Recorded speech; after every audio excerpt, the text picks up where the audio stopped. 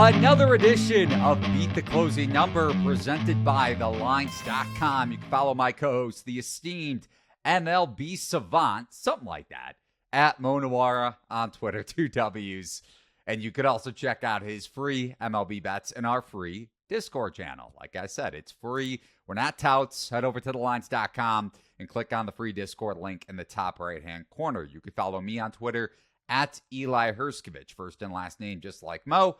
You can follow The Lines on Twitter at TheLinesUS. Before we get started, remember to give the video a thumbs up and ring the bell to get notifications whenever The Lines releases a new sports betting video on any market, including the NFL. Also, head over to TheLines.com for the best sports betting promos for the NFL Week 2 slate. Mo, we are breaking down our best bets. I have news for our listening and viewing audience. This might have been the toughest week when it comes to betting against the spread in the NFL for me, which is usually not the case when it comes to week 2, as it's done the overreaction week. But I had a really, really tough time picking a couple bets to discuss today. How are you doing, and how was it for you? I'm feeling kind of the same, to be honest. Don't think I'll have I blasted off last week. It didn't really go that well for me, but this week I think probably 5 or fewer bets, counting like everything, teasers and all that. Yeah, no, I'm right there with you, man. Definitely going to have fewer than 5, maybe fewer than 4, maybe just 2. We'll see how it goes. I have one that I want to discuss that's a potential bet, or a couple potential bets, but we'll get to those in a bit. So, Mo, let's kick it off with Ravens at Bengals. Depending on where you're looking, you're seeing a juiced Bengals -3 or a juiced Ravens +3.5, total between 46 and 46.5. And nothing's really changed since we touched on this game on the Monday edition of Beat the Closing Number when it comes to the injury report. Maybe a little bit more of a negative sense for Baltimore in that regard, as Marlon Humphrey, Ronnie Stanley, Marcus Williams all appear to be out. Humphrey has a shot to play, at least amongst those 3. And Mark Andrews, Tyler Linderbaum are probably the most likely Ravens to see action among the guys, the main key players on Baltimore's injury report. Ravens, once again, will play the Bengals without a core healthy roster. Joe Burrow last week against the Browns finished with the worst EPA per dropback, expected points added per pass attempt, essentially, amongst qualified quarterbacks in week 1, 2.6 yards per attempt, the lowest in the league in that category as well. The market, though, expecting the Bengals to bounce back, with this line rising from a juiced Bengals -2.5 as it reopened on Sunday night to where it is right now. Are we going to get that rebound performance from the Bengals against the Ravens? I think so.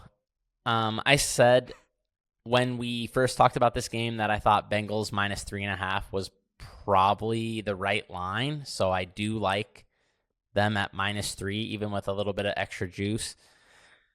Like you said, a lot of injuries piling up for the Ravens. Only Mark Andrews of the 5 critical players that I'm seeing. Mark Andrews, Marlon Humphrey, Tyler Linderbaum, Ronnie Stanley, Marcus Williams. So that's, if you're counting 2 key offensive line starters, 2 key defensive backfield starters, and their, can't say all league tight end because Travis Kelce still exists. Sorry, Eli, but when he's on there, he's close.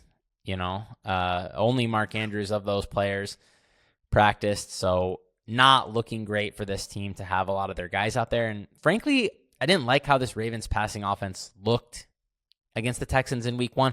I know that the Texans could have a significantly improved defense, although I have to say Derek Stingley still looks lost, so maybe not. Yeah. But, yeah, their passing offense was just meh, aside from Zay Flowers, who looked very good.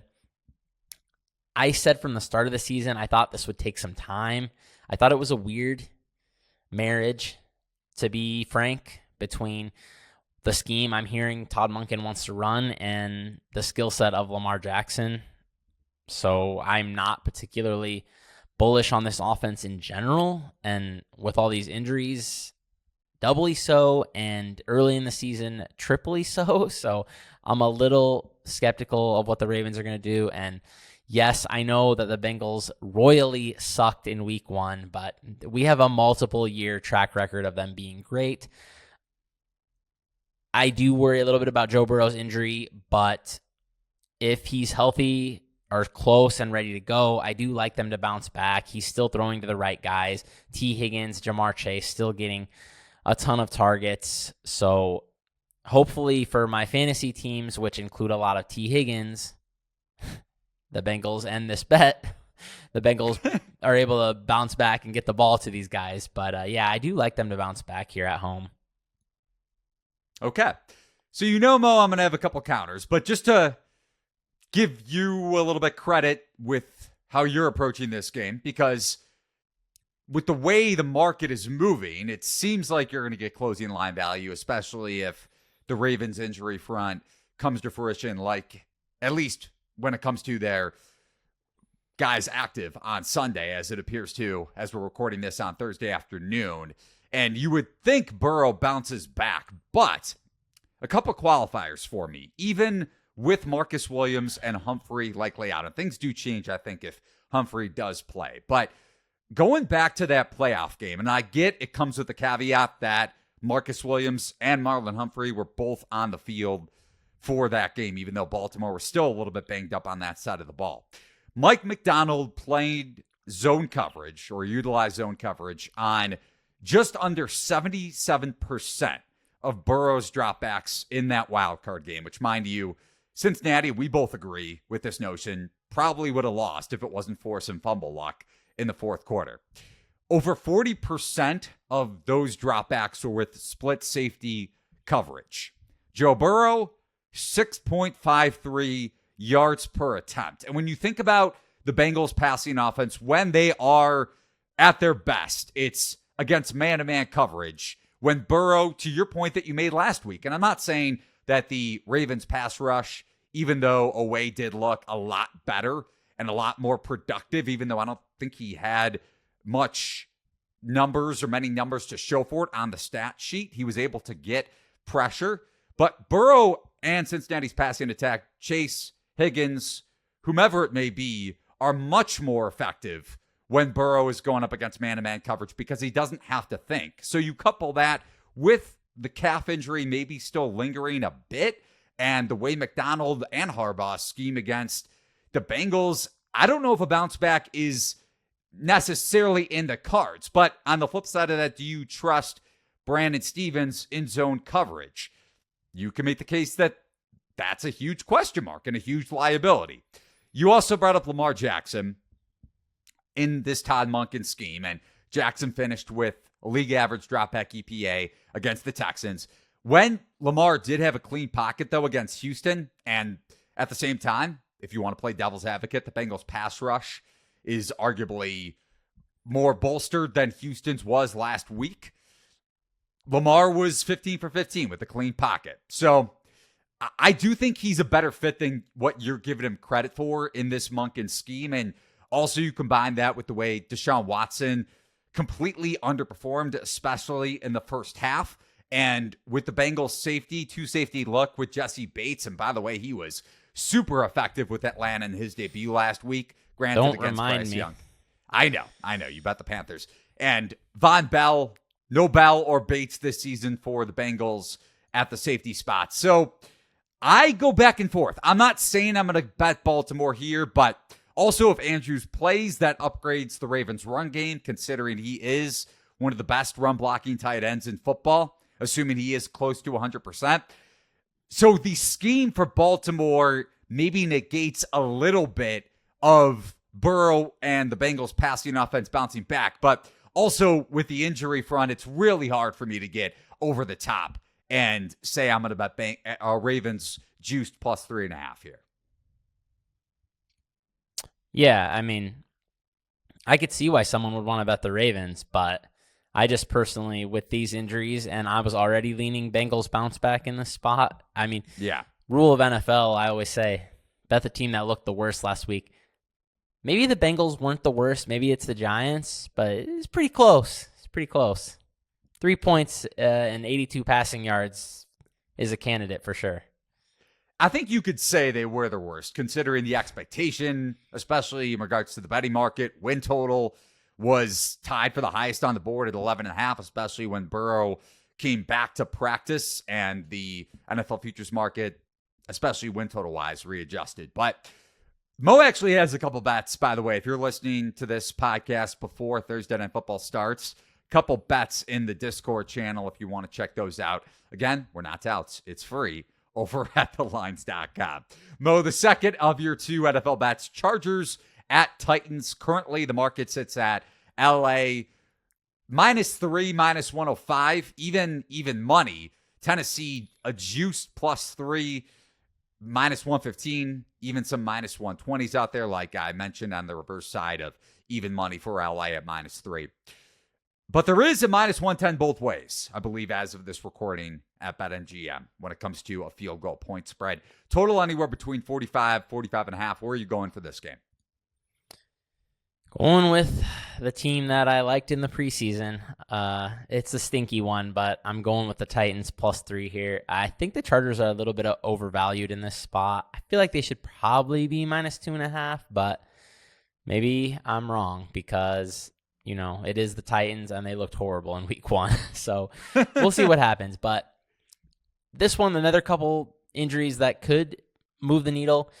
Austin Eckler, I know we don't usually talk about running backs, but he's such a big part of their passing game. And, man, he was ripping off some long runs in week 1. And when your backup is Joshua Kelly, who is pretty close to being a something, I get a little concerned when that sort of a player is maybe going to be a big part of the offense. I don't think Eckler's going to play. I'm just basing that basically off of they signed something Jarrett Patterson off the practice squad. So I think usually when they're elevating guys like that, it's a pretty clear sign that the starter isn't going to go. So if Eckler's out, I think that could be big. Joey Bosa, I'm not sure about. He seems like more of a coin flip. But obviously he's an impactful player as well. And honestly, the way the Chargers played, man, Joe Lombardi gone, but it's kind of the similar situation. Still too many targets for tight ends and running backs there, man. I mean, Keenan Allen had his share, but Mike Williams, only 5 targets. Quentin Johnson was barely a part of the offense. I will say, just to preface, Williams did leave the game. Yeah, he was out for a little bit. Yeah. But he did come back, I believe. So, yeah, still too many targets to tight ends and running backs for my taste is in this offense, especially considering the skill set Justin Herbert has. As for week 1 with the Titans, 3 interceptions, I believe, from Ryan Tannehill. It was really bad. But I'm willing to overlook that performance, honestly, just because of his track record in Tennessee. He's been a pretty low turnover quarterback there.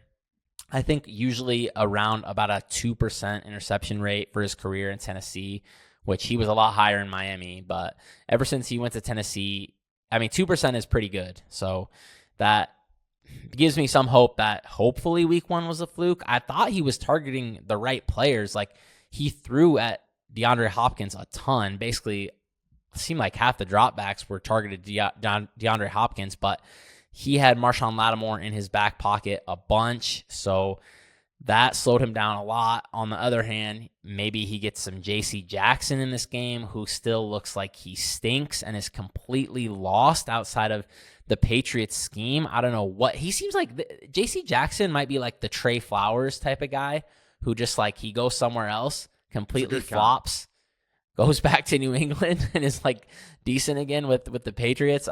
They've had so many guys like that. I think it's usually like linebackers though and such, but I don't know. Maybe J.C. Jackson fits the mold too, because he's been completely lost since he left there, and he was getting wrecked again last week. So, obviously we saw what the Dolphins did to the Chargers in the passing game. I mean, this team doesn't have that sort of weapons, but if they can have some success, which I think they probably can, I like the Titans at home here, man. I think 3 is just a little bit too much here. And just to add on to your point about Herbert and his ADOT, average depth at target, I think it was 7.5, which isn't that much higher and was league average last week. And when you consider his ADOT was 7.0 last season under Lombardi, it's a fair point to say, how has the Chargers passing offense changed? Now, that is just a one-game sample size. And then on the flip side, like you mentioned, Tannehill was terrible. But Saints defense healthier, especially with one of the best cornerbacks in the league when he is healthy, and Marshawn Lattimore. But Tannehill had the second worst completion percentage over expected in week 1. You mentioned the Eckler injury. Bosa, when it comes to the Chargers pass rush, missed Wednesday's practice too, so something to monitor there. Also on the injury front for Tennessee. On the flip side, Hopkins has an ankle injury that I don't believe he practiced or maybe was limited on Wednesday. But it seems like he's going to play. And the other one to monitor, which a little less likely, would be Amani Hooker, the Titans safety, generated 2 turnovers last week against the Saints, and he's in concussion protocol. So just something to keep in mind, especially when it comes to Herbert maybe testing and trying to generate more explosive passing plays this week, especially if Eckler isn't in there and they're trying to utilize the passing game when it comes to wheel routes and such with their running back and one of the better running backs in the league. I also want to make the point, Mo, that you had a disclaimer. You made the first disclaimer on this week's podcast, as you call me the king of the disclaimers because you said we don't talk about running backs a lot on this show. Yes, it is true. But I got to say, if I was betting this game, I don't want to be the podcast that gives out leans per se. But if I was betting this game, I would definitely bet the Titans as well.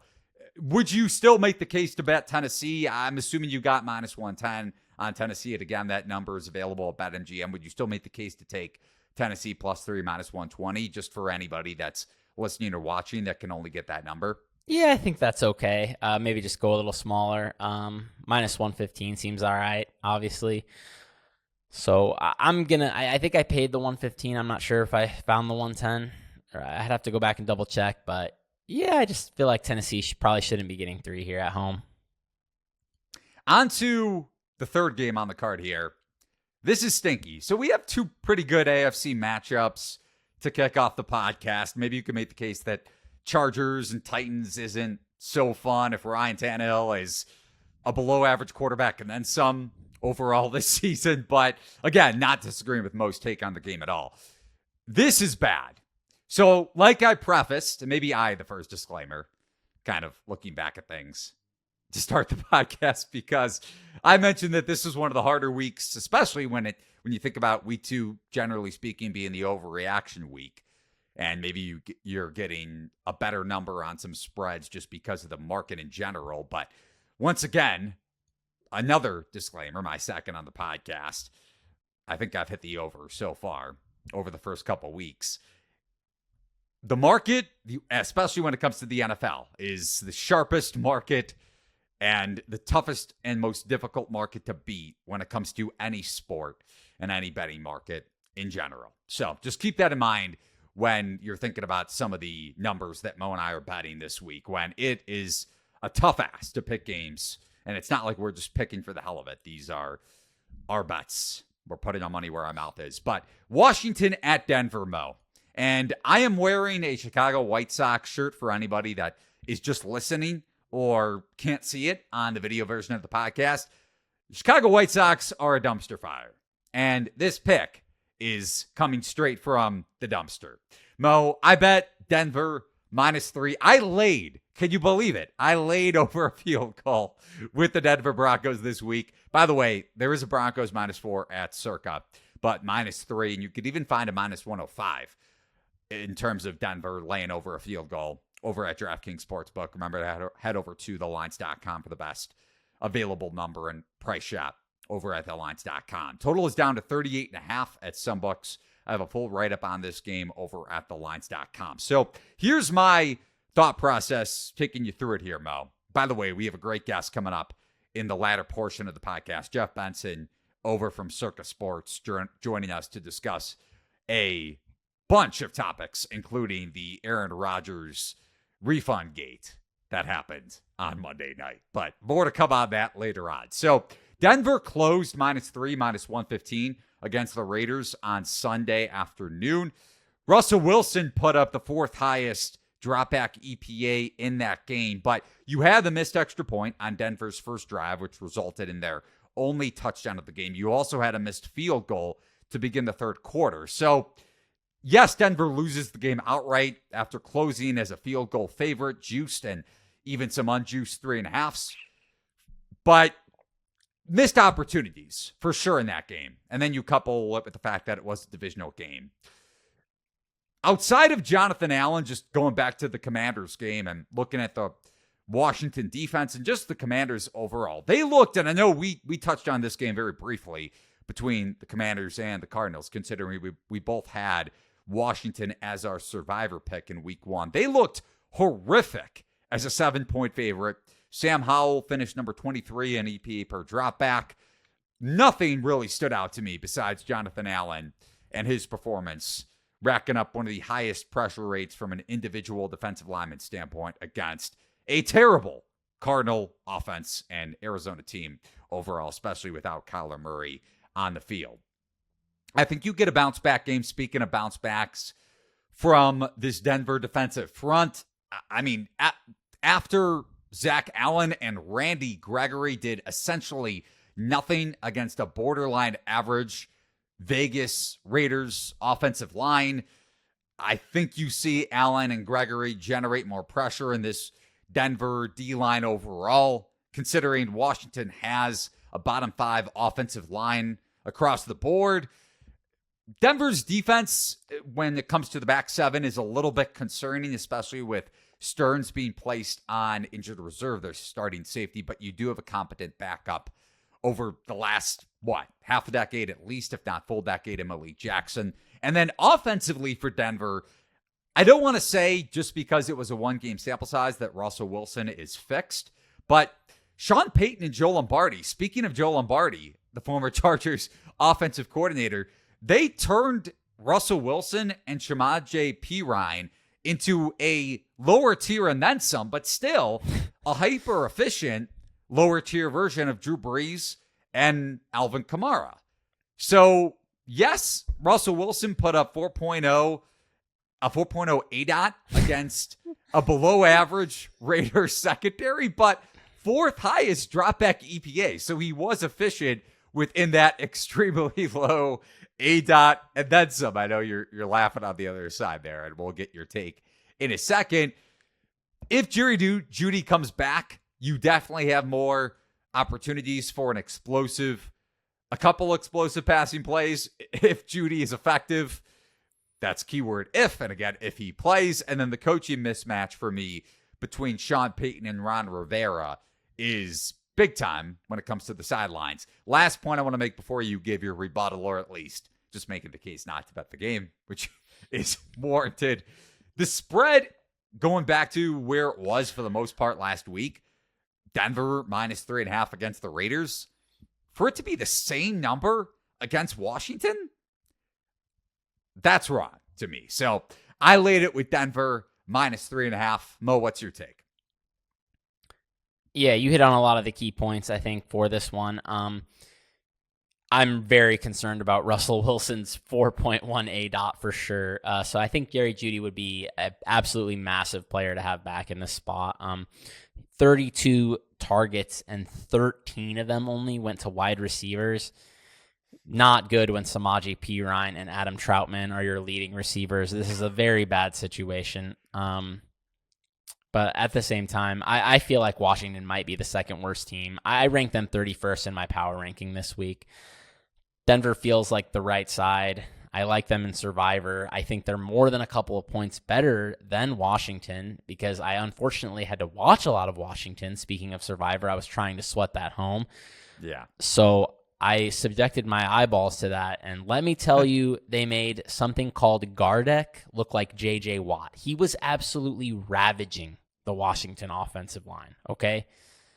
Now, the caveat to that is the Denver doesn't have very good pass rushers either, so Still, if you can't block Arizona's pass rush, I shudder to think of what is going to happen when you start facing actual NFL pass rushes. So I don't know what is going on with this Commanders offensive line, Sam Howell's awareness. People are trying to parse, well, was it their fault or Howell's fault? I don't care whose fault it was. It was awful. And somebody's going to have to tell me how it's going to be fixed before I have an ounce of confidence that Washington is going to do something positive on an NFL football field. Mo coming out firing. I love it, except he's not going to the window with me on Denver, at least completely. Yeah, the only thing that's like scaring me, honestly, is style of play. I just worry that this is going to be 17-14 no matter what. Listen, and Steven Andres is on the other side. He bet the look-ahead line on Washington. I can't make the case for Washington in this game. And like I said, this was one of the most difficult cards to cap for me in a long time. I don't remember the last time I laid over a field goal in the NFL. I genuinely don't. So the fact that I'm doing it with Russell Wilson either shows you that I'm completely insane, which I still may be, even if the Broncos do cover, or that this is truly the market is hyper efficient this week, which I think is extremely true as well. So second game I want to touch on, and it's a little bit of a different take than what we hit on the Monday edition of Beat the Closing Number. By the way, jumping back to Broncos Commanders really quick, I'm with Mo on Denver and Survivors. So I am all in on the Denver Broncos, like I wrote in my column. 2% projected ownership. It's good. It's a good contrarian play, not to use the word contrarian. Not like we're talking about betting splits or anything like that. Can't wait to get Jeff Benson's take in a little bit. Okay, last game here. Only have a little bit of time before Jeff Benson joins us. Miami at New England. So, Mo, we were coming with the angle on the Monday edition of Beat the Closing Number that Pats, if this number got at the +3, would be an interesting side to gear towards for sure. But Patriots are very banged up on the offensive line and then some. Let's go through the injuries really quick. Trent Brown, concussion, left tackle. Both of your starting guards, limited in practice. Your backup left guard, Sidney Sow, I believe is how you pronounce his name. Maybe something Sow, if Mo wants to call him something. I think he definitely warrants a something in this case. Has a concussion himself. David Andrews, Patriots starting center, hamstring injury.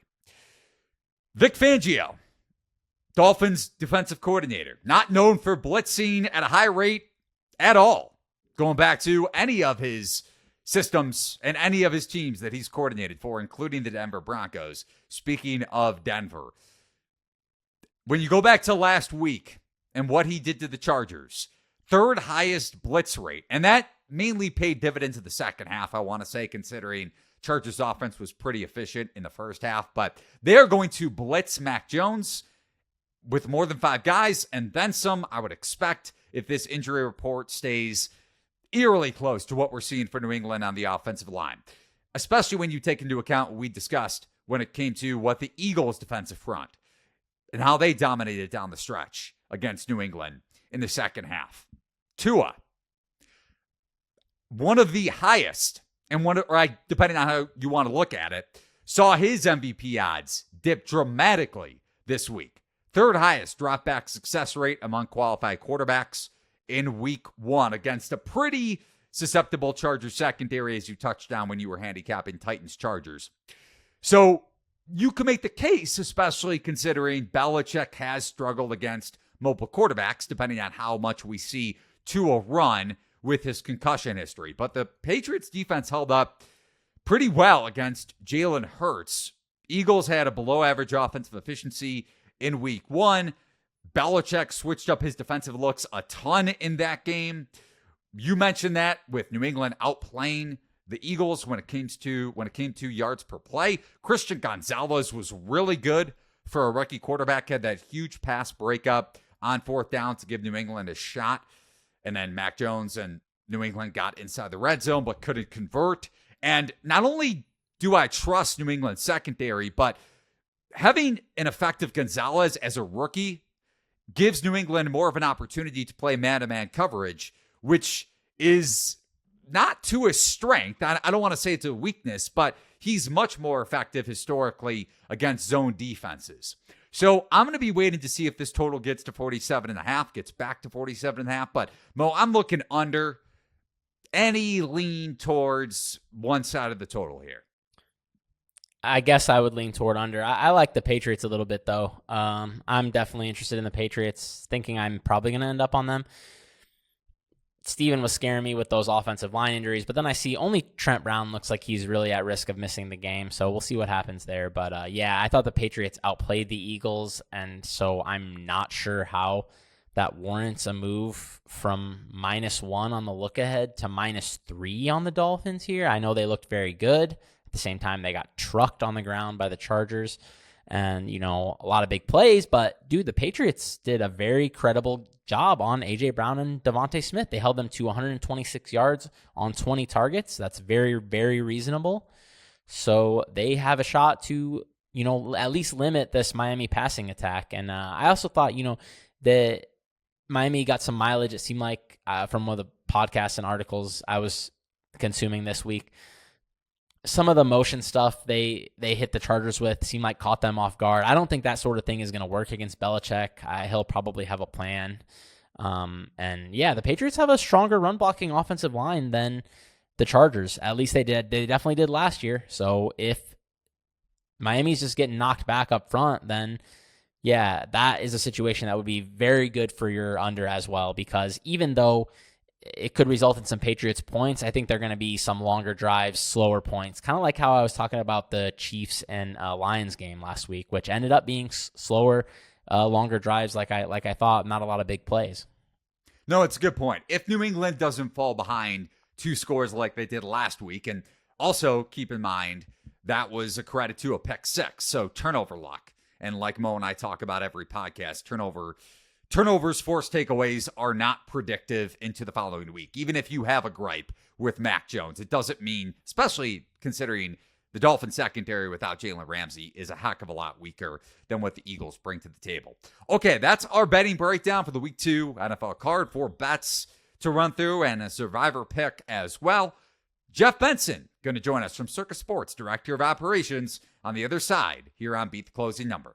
Now it's time to be joined by our special guest, the great Jeffery Benson, at Jeffery Benson 12 on Twitter. He is the Director of Operations at Circa Sports out in Las Vegas. Jeff, how's it going today on the eve, or I guess, 6-7 hours before Thursday Night Football? Good. Appreciate you guys having me on. Obviously getting ready for Thursday Night Football. We just put out the Circa Million lines. We opened up Circa Survivor for people to make their Week 2 picks yesterday. So contest season is in full swing. NFL season's in full swing. It's nice to be back, having football around, and certainly drives a lot of people in. So busy time of year, but exciting nonetheless.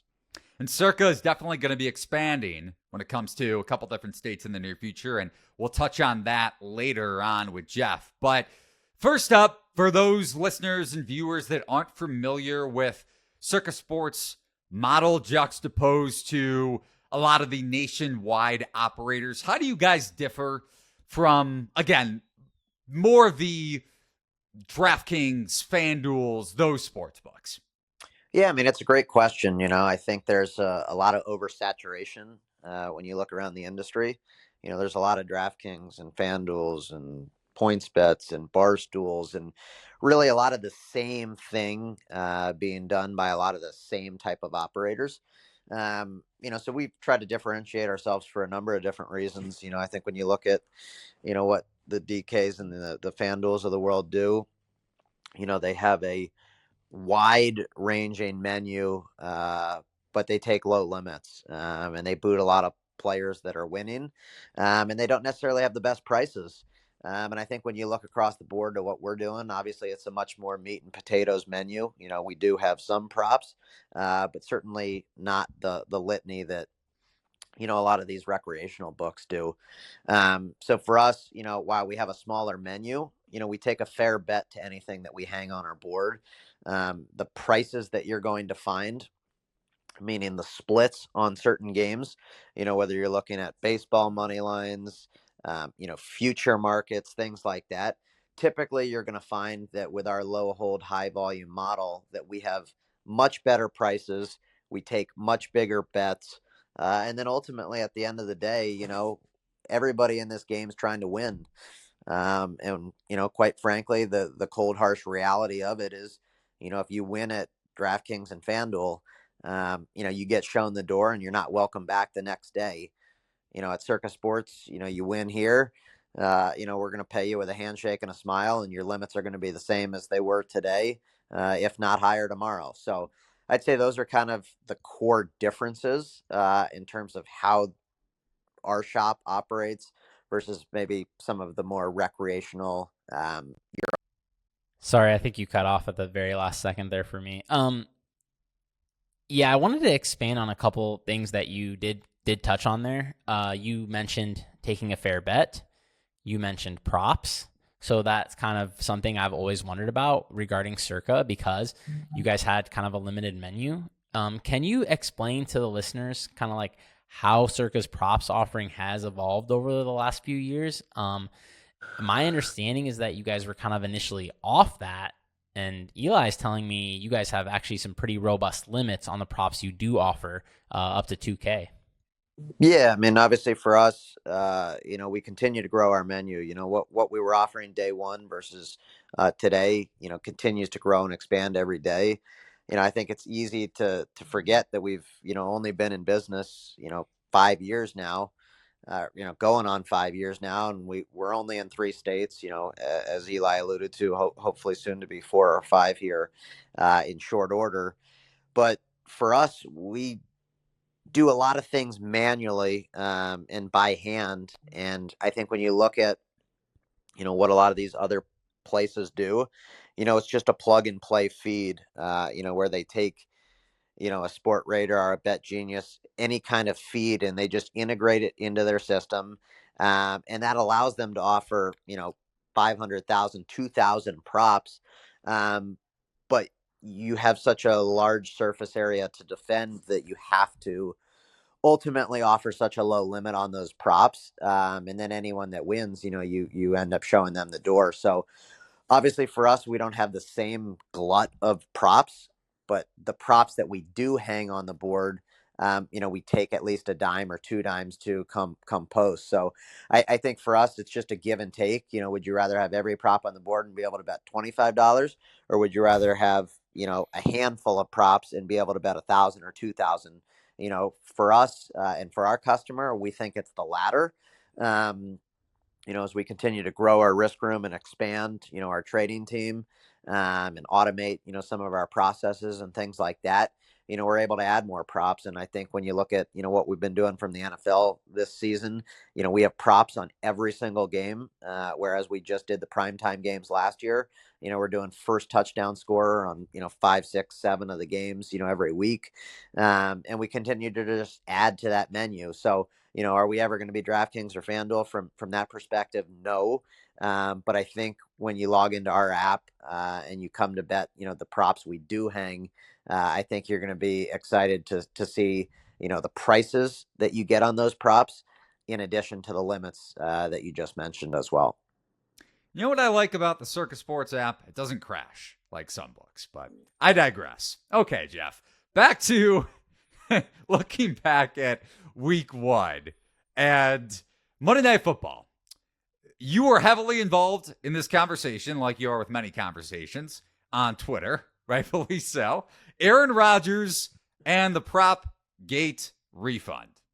As we saw some books, some legal operators, not all, but some, refund Aaron Rodgers props after he only played, I think, 4 snaps before dealing with that torn ACL. And some books, even later on Tuesday, refunded MVP futures and season-long props for Aaron Rodgers.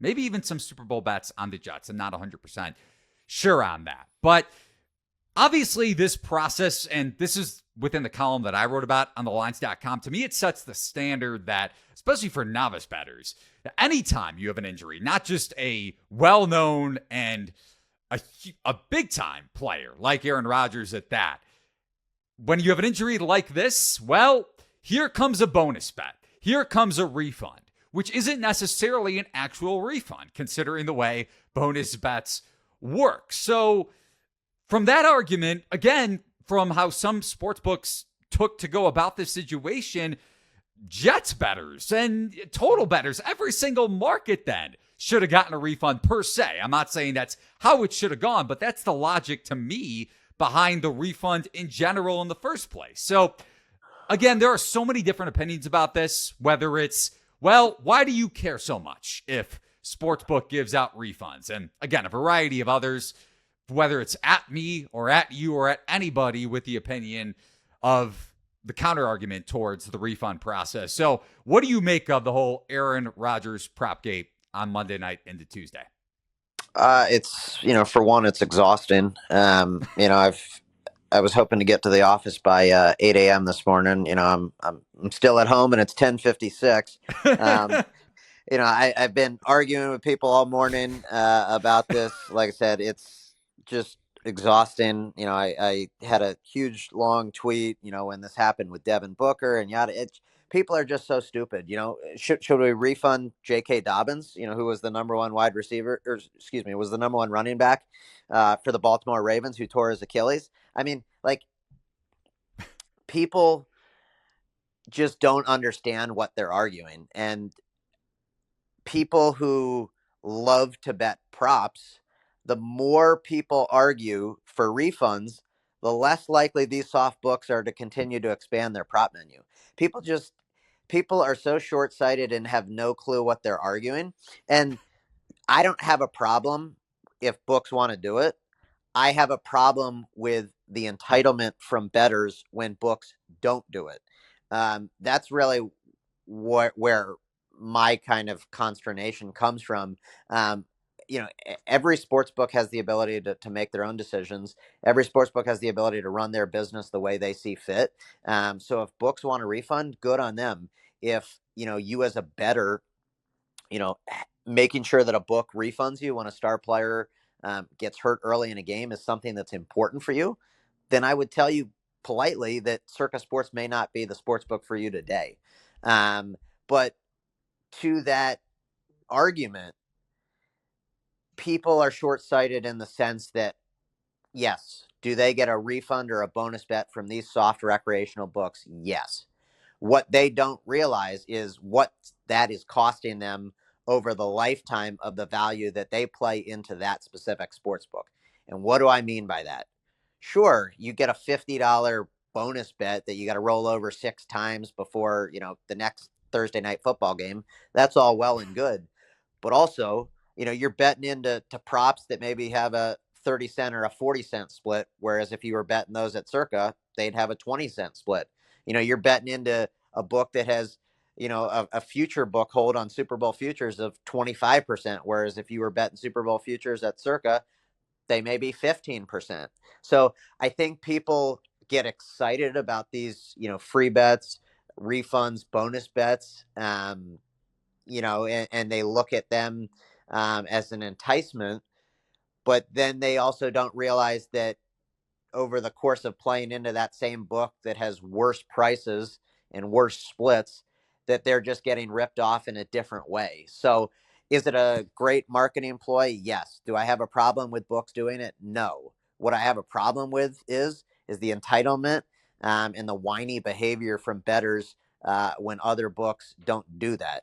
From us, from my sake and Circa Sports' sake, everything is about consistency.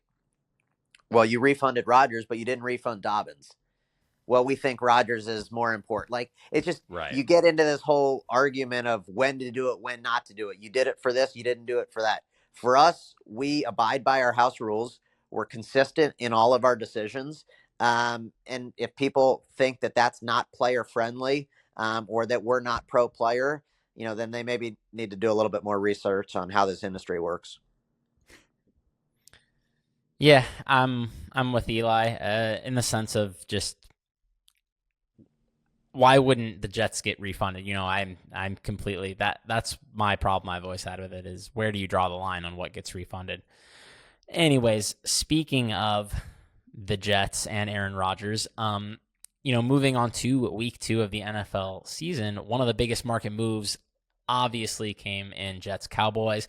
Jets go from plus 3.5 to plus 9-ish out there in the market. Seeing some 8.5s now, I think. How tough is it to determine like what sort of a move you need to make when the quarterback who got hurt has no history with that team as you're looking at in this spot? Yeah, I mean, obviously, Zach Wilson, has some familiarity, with that scheme and that offense. He's been there, given that he was drafted by the Jets. It's one of those spots where you kind of have to figure out what the market, ultimately thinks of what the drop off between, Rodgers versus Wilson is. And, I think you have to look around. They have a great defense. They got some good receivers. A good backfield, things like that. So all of that stuff also weighs into it. For us, Dylan Sullivan, who's the primary manager of our NFL markets, he believes the drop off from Rodgers to Wilson is worth roughly 4.5 to 5 points. I've seen other people say it's 7 to 8 points. I think there's probably it's probably somewhere in the middle. Obviously, we've seen this line go from 3.5 to 9.5. Now it's come back a little bit. So based on Dylan saying his drop off's worth roughly 5 points. Obviously you're going through some key numbers. When you think about the 7, but it would seem to be in line with where the market's at now. Obviously, Dallas, looked great in terms of their 40-0 shellacking of the Giants. So, maybe there's a bump to their power rating as well. So I think it's a combination of factors. But, in this specific instance, when you lose a star quarterback and you're going to a backup, you're trying to get to that right number as quickly as possible, and figure out what the backup's worth. You don't want to take, a ton of bets, on one side, before you find any resistance, on the Jets. So I think, the market said that number was somewhere in the 8.5, 9.5 range. And, the drop off, as I alluded to, was, maybe somewhere in the 5, 6, 7 point range, depends on who you ask. And I think that's being reflected in the market and the current line on this Jets Cowboys game. We were wanting to ask about Monday Night Football as well. So in one of the Monday Night Football games, I should say, some people might be surprised to see the Browns as favorites on the road against the Steelers when kind of preseason markets had these teams rated pretty closely, and a lot of kind of influential people out there liked the Steelers, to be honest. So, when you see the Browns favored here, is this a case where kind of like wildly diverging week 1 results impacted your guys' ratings of the teams? Because obviously the Browns played a really strong game, even if Deshaun Watson didn't look the best. Yeah, I think that's a good way of putting it. Diverging results in week 1. Ultimately, at the end of the day, it doesn't matter what we think. We could think that the Steelers are 3-point favorites, 7-point favorites. That makes no difference. We're going to hang a number, and the market's going to tell us what they think of that number. And if we're too high or too low, they're going to bet it accordingly. So it's all about market efficiency. I think when you look at this game, obviously the Browns are coming off a very impressive victory, versus Cincinnati Bengals. I don't know how well Deshaun Watson played when you dig a little bit deeper into the analytics. And then ultimately, when you look at the other side with the Steelers, I think they were a very popular play. Week 1, the line was trending towards pick, with the Kittle stuff, and possibly Nick Bosa not playing before he signed his extension. I think obviously when you look at that result, with how they got manhandled by the 49ers, losing Cam Hayward, the stud defensive lineman, in terms of when you look at what their EPA versus the run is, when he's on the field versus off the field. Then when you factor in Deontay Johnson not going to suit up with a hamstring injury, it makes sense to see some movement here towards the Browns. Obviously anything under a field goal on either side, when you're crossing zero isn't as important. But yeah, I'm a little surprised to see the Browns take a little bit of money, at least early in the week. I wouldn't be surprised, if we saw this maybe creep back down a little bit. But yeah, I think the diverging week one results, injuries and ultimately how things played out, definitely have a little bit of factor into where this number went. When you look at the Browns being 2.5-point favorites in this spot. Jeff, getting your perspective from the other side of the counter, I think, is so valuable, especially when you mention, the most important thing, that you guys want to set the correct number whether it's the Jets Cowboys game or Browns Steelers, like we just touched on. But one thing that bettors care most about, at least some on Gambling X, Gambling Twitter, whatever you want to call it, is betting splits. And I'm sure you get a ton of tweets each week. Okay, how many tickets? What's the ticket count? What's the percentage of handle when it comes to the money on this team, whether it be the Browns, the Jets, Steelers, Cowboys, any team on the week 2 slate? We get a lot of comments in our YouTube videos, YouTube chats, saying, what are you talking about? Betting splits matter. That's how I get a sense of what to bet each week. Not saying that's every bettor, but there are definitely a crop of bettors that take into account betting splits and then some. So maybe from an education standpoint, how do you see and view betting splits from the counter, behind the counter? Take your betting splits, crumple them up, and throw them right in the garbage because they're not useful at all. And quite frankly, they'll lead you astray more often than not. When you think about betting splits and what they've done to the industry, it's just not actionable information. When a shop comes out and says, we have 99%, of bets on an over or on the Colorado Buffaloes, whatever it may be, it's not actionable info for a number of different reasons. So these betting splits are just basically betting splits for square gamblers. So they're not going to point you in the right direction in terms of fading the public, this, that, or the other. And then, ultimately, probably the most important thing is, these betting splits, say, we have X percent of the bets at this specific number. But the important part about price discovery and understanding the market and the efficiency is when people are buying and selling and at what price. There's there's professional groups that may lay 3 and they may take back 6. You may have sharp guys lay, at -3, and you may have sharp guys at +4. There's just so many different nuances.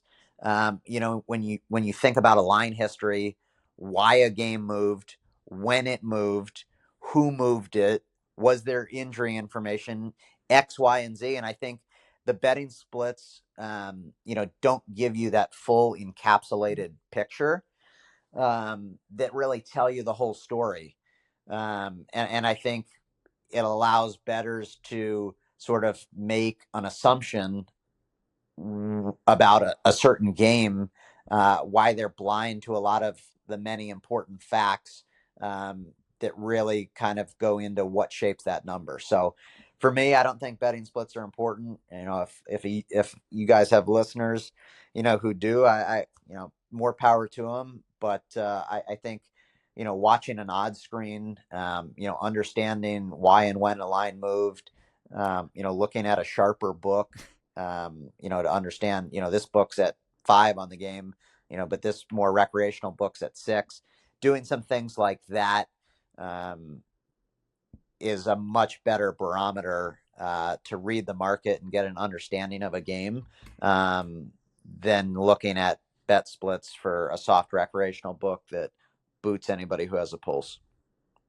It's a great explanation, and that's why, if you're able to, it's a good thing to definitely make your own numbers when you're comparing them to the rest of the market. So, Jeff, I know you're not one to, especially when it comes to your own bets, to give yourself credit, but I definitely want to, as you came on, beat the closing number last season before the 2022 NFL season kicked off, gave out Chiefs 10-1 to win the Super Bowl. That was your favorite NFL future. So just want to give you props, no pun intended, where they are deserved. And as we continue to look at week 2, not the futures market, but with the survivor pools out there, and whether it's Circa Survivor or any contest for that matter, what do you expect to be, I guess if you want to go through your process when it comes to survivor pools, and what do you expect to be the most popular plays of the week, and maybe your approach to the week 2 card?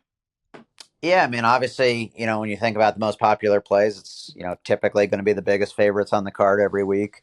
I'd say our survivor pool acts a little bit differently just because, you do have Thanksgiving and Christmas week. In addition to, I think you have some of the sharper players, who are playing in the contest. So I think in general speaking, when you're talking about survivor contests, you have to understand the size of the pool that you're playing in. That's probably one of the most important factors. If you're playing in a pool that has 10 people versus a pool that has 500 people versus a pool like Circa Survivor that has 9,267 entries, your strategies are going to vary wildly based on how aggressive versus how contrarian you need to be. And I think the smaller pool, the less aggressive you need to be. Whereas in a pool like Circa Survivor, it's not necessarily just about surviving and advancing. It's really about, understanding the future value that each specific team has. And then also understanding or trying to understand to the best of your ability using, a number of different tools out there, the percent of people that you believe are going to be on X team. And, when you look at it last week, if you thought that, 38% of the pool, was going to be on the Washington Commanders versus the Arizona Cardinals, maybe pivoting in that specific spot, to find a team that you also think is going to win, but that is going to be less widely used, which will give you a little bit more EV in terms of your selection should a big upset happen, which takes out a large percentage of the pool. I think that's really where people need to look. So figuring out future values of teams, and then subsequently B, figuring out the percentage that they believe each team is going to be used in that specific week. I would say those are the, maybe two of the more important things in terms of, putting together a roadmap, for a survivor contest that will give you some leverage as you get deeper into the season. Another thorough and great explanation there when it comes to survivor picks. Just to wrap it up and tie it back to what I mentioned from the get-go, Jeff, you guys are only in 3 states at the moment, but the expansion is coming in Illinois, Kentucky. Any sort of timeline that you could share with our audience when it comes to those particular states? Yeah, I mean, without getting a slap on the wrist from our chief compliance officer, we hope to be live in Illinois by the end of the month, and we hope to be live in Kentucky by the end of the year. Timelines are fluid based on working with the gaming commissions and our software vendors and things like that. But we're certainly pushing to bring sports betting the way it should be to all in this great country, and we certainly look forward to serving all Illinoisans and Kentuckians. Hopefully by the end of the month and the end of the year, as it relates to those 2 states. I'll be there. I'll buy you a drink or 2 or 3 if you're coming in town, or 0, depending on if you don't want to drink at all. That is Jeff Benson at Jeffery Benson 12 on Twitter, the director of operations over at Circa Sports. Jeff, really, really, really appreciate your time, especially because, like you said, you have to get into the office, and we're very distracted by Twitter, as we all are, or X, whatever Elon Musk wants to call it this morning. So thank you so much for joining us, man. Thanks for having me on, guys. That is Jeff Benson. And for Jeff and for myself and Nuwwarah, thanks for watching and listening to another edition of Beat the Closing Number presented by thelines.com. Talk to you on Monday.